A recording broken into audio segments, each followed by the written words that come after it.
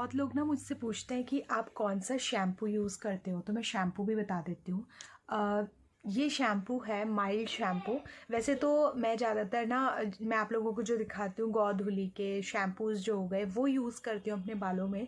लेकिन मॉर्निंग राधे राधे, और मेरा सारा काम हो गया है। मैंने ब्रेकफास्ट भी कर लिया था, नहा भी ली हूँ, कपड़े वॉश कर लिए हैं, रूम की सफाई कर ली है। अब फाइनली पूजा वगैरह सब कुछ मेरा काम हो गया है। अब मैं तैयार हो गई हूँ वापस से वैदिक को लेके आने के लिए स्कूल से, और अभी उससे पहले एक कप चाय बना रही हूँ तो वो पी के मैं जाऊँगी। लो जी, हम तैयार हैं और चलते हैं वैदिक को लेने के लिए स्कूल से। और आज ना इतनी ज़्यादा सर्दी हो रही है ना, एकदम जम चुकी हूँ मैं पूरी तरह से। और बस अब मैं जूस पीऊँगी और फिर उसको लेके आऊँगी। बहुत ज़्यादा एक्चुअली ठंड हो गई है 2-3 दिनों से ना दिल्ली में। मैं बेसमेंट में चली गई और मेरी गाड़ी जो है वो ऊपर पार्किंग में लगी हुई थी।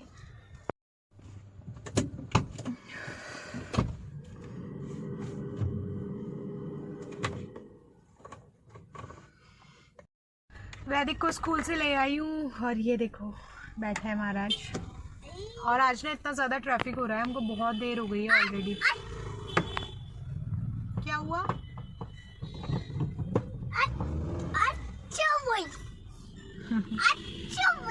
बहुत ज़्यादा ट्रैफिक हो रहा है आज। गंदे बच्चा।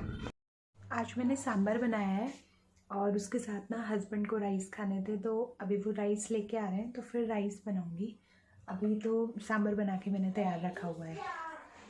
बहुत लोग ना मुझसे पूछते हैं कि आप कौन सा शैम्पू यूज़ करते हो, तो मैं शैम्पू भी बता देती हूँ। ये शैम्पू है माइल्ड शैम्पू।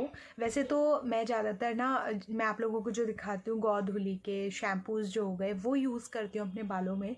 लेकिन बहुत सारे लोगों को ना वो सारे शैम्पूज़ यूज़ करने नहीं आते, या तो क्योंकि आजकल के लोग ना हेयर ऑयलिंग करना तो बिल्कुल भूल चुके हैं। बहुत कम लोग हेयर ऑयलिंग करते हैं।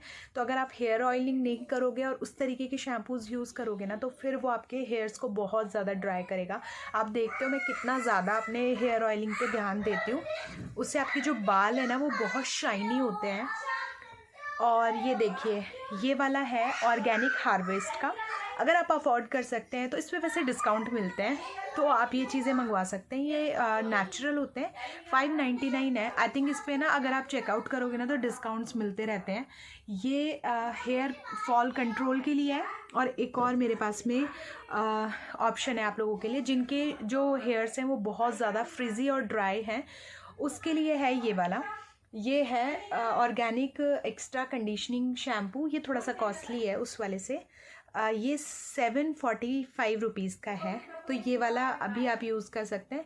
ये इसमें विद कुनाई ग्रास रूट्स एक्सट्रैक्ट, मतलब बहुत सारी ऐसी चीज़ें हैं। तो ऑर्गेनिक हार्वेस्ट वैसे भी जानी मानी कंपनी है, तो आप लोग इससे बाय कर सकते हैं। तो ये शैम्पूज़ आप यूज़ कर सकते हैं। ये ऑर्गेनिक हैं और आपके माइल्ड होते हैं बेसिकली ये शैम्पूज़। तो आपकी जो हेयर स्कैल्प है ना उसको बहुत डैमेज नहीं करते, रादर देन आप बहुत ज़्यादा वो जो डैमेज करने वाले शैम्पूज़ यूज़ करते हो अपने हेयर्स को, जैसे कि बहुत सी कंपनीज़ हैं। मैं 1-2 कंपनीज़ के नाम लेके उनको क्यों बदनाम करूँ। तो बहुत सी कंपनीज़ है जो ऐसे शैम्पूज़ बनाती है। तो आप लोग ना जितनी भी माइल्ड कंपनीज़ होती है, मतलब माइल्ड शैम्पू बनाने वाली है ना, वो यूज़ कर सकते हो। बेबी शैम्पूज़ इवन बहुत माइल्ड होते हैं जो बच्चों के लिए बनाए जाते हैं स्पेशली, तो वो शैम्पू भी आप ट्राई कर सकते हो। मैंने आप लोगों को अपना ऑप्शन दिखा दिया, बाकी आपकी मर्ज़ी है। मैं आप लोगों के साथ में और शेयर कर रही थी ये चीज़ ना, मैंने बहुत लोगों के साथ में देखी है। बहुत लोग क्या करते हैं, ये जो ऑयल है, ये कौन सा ऑयल है, आप बहुत ज़्यादा जो हेल्थ कॉन्शियस है ना वो इसे ज़रूर जानता होगा। ये है ऑलिव ऑयल, और इसकी कॉस्ट ना बहुत ज़्यादा होती है। जो नॉर्मल हमारे ऑयल्स होते हैं ये 999 का है, मतलब 1000 रुपीज़ की ये बॉटल है। तो ये क्या करते हैं, आजकल बहुत फैशन चला है कि इस ऑयल को यूज़ करेंगे तो हम हेल्दी रहेंगे। तो आपको मैं बता दूं, आप लोगों की इन्फॉर्मेशन के लिए, कि जो ये वाला जो ऑयल है वो इंडियन कुकिंग के लिए इस्तेमाल नहीं होता है। इंडियन कुकिंग के लिए जो ऑयल होते हैं वो होते हैं सरसों का तेल, आप तिल का तेल ले लीजिए, आप मूंगफली का तेल ले लीजिए। ये जो ऑयल्स होते हैं ना वो होते हैं हमारे इंडियन कुकिंग के लिए। तो ये वाले ऑयल को आप लोग जैसे ऊपर से कच्चा खा सकते सकते हैं, क्योंकि जो फॉरेनर्स होते हैं ना उनकी कुकिंग इतनी ज़्यादा स्ट्रॉन्ग नहीं होती। जैसे हम लोग हर चीज़ को तड़का लगाते हैं ना, वहाँ पर तड़का सिस्टम नहीं है। वो इस चीज़ को ऊपर से कच्चा डालते हैं, या फिर शैलो फ्राई करना होता है किसी चीज़ को, बहुत माइल्ड कुकिंग के बहुत स्लो फ्लेम पे से पकाया जाता है। तो इसका जो पीक पॉइंट होता है, जो इसका टेम्परेचर लेवल होता है ना, जब हम लोग इसे पकाते हैं तो इसकी जो गुणवत्ता है उसको हम लोग नष्ट कर देते हैं, एक तरीके से ख़राब कर देते हैं।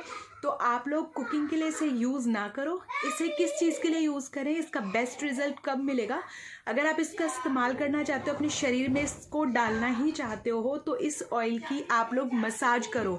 मसाज से ये जो तेल है आपके शरीर में जाएगा और इसके आपको पूरे पूरे बेनिफिट्स मिलेंगे। या फिर इसकी एक चम्मच आप, जैसे कुछ भी आपका जो भी खा रहे हो दाल में डाल के खा लो, जैसे हम घी डाल के खाते हैं, तो तब तो आपको बेनिफिट देगा। लेकिन अगर आप पराठों में लगा के ये सोच रहे हो कि हम लोग इतना एक्सपेंसिव ऑलिव ऑयल खा रहे हैं ना, तो वो आपको कहीं कुछ भी असर नहीं दे रहा है, या सब्जी में छौंक लगा के खा रहे हो, तो प्लीज़ ये जो आजकल वीडियोस चल रहे हैं ना कि ऑलिव ऑयल में आप सब्जी बनाओगे तो ज़्यादा हेल्दी होगी, आपको फैटी लीवर नहीं होगा, कोलेस्ट्रॉल नहीं बढ़ेगा, सिंपल खाना बनाओ जैसे पहले बनता था, अभी भी वैसे बनाओ, सब कुछ वैसा ही रहेगा।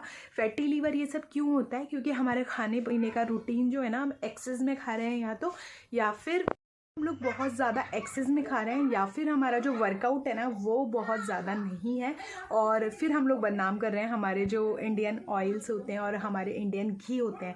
तो हमेशा ट्राई करना, कभी भी ऑलिव ऑयल को कुकिंग में यूज़ ना करें, हमेशा मसाज में या फिर ऊपर से कच्चा खाने के लिए आप इसे रख सकते हैं।